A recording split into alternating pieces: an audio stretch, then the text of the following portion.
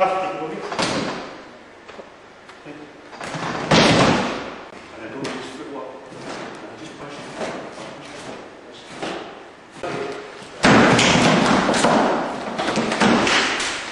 I don't want to do that. I'm not really kick.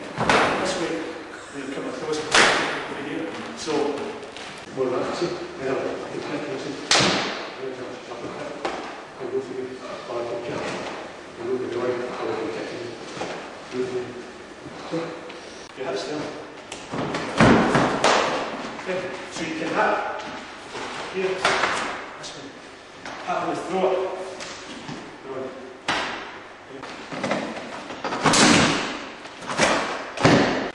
Something you do the same hand with you.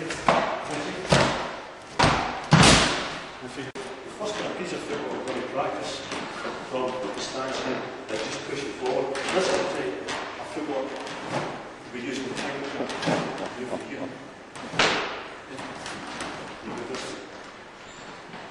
Something gets it out, we can't get a finger on that hand, right?